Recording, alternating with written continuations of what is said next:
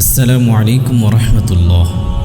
একটা প্রশ্ন করি, বলুন তো কেন এমন হয় যখনই কেউ ক্ষমতায় আসে তখনই সে নিজের অবস্থান বাঁচাতে সবচেয়ে বেশি ব্যস্ত হয়ে পড়ে? কেন তখন আদর্শ, নীতি, এমনকি ধর্মীয় মূল্যবোধও তার কাছে ঝুঁকি বলে মনে হয়?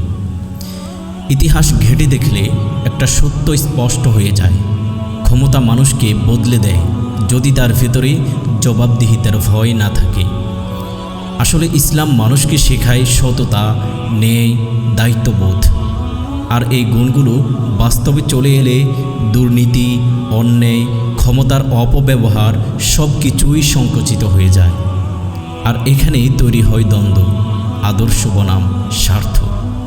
কিন্তু একটা সত্য কেউ অস্বীকার করতে পারবে না, মানুষের হৃদয় জোর করে জয় করা যায় না, ভয় দেখিয়ে, দমন করে কেউ দীর্ঘদিন টিকে থাকতে পারে না।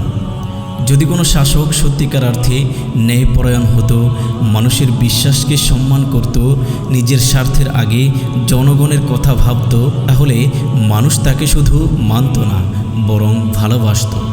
কিন্তু যখন উল্টোটা ঘটে, যখন কথার সাথে কাজের মিল থাকে না, যখন ন্যায় বিচারের জায়গায় অন্যায় দাঁড়ায়, তখন মানুষের মনে জমে ওঠে ক্ষোভ।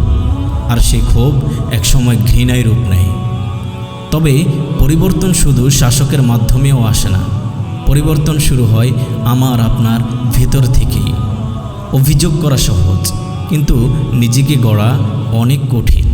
তাই আসুন অন্ধ ক্ষোভ নয়, সচেতনতা বেছে নেই, ভাঙার ভাষা নয়, গড়ার ভাষা শিখি।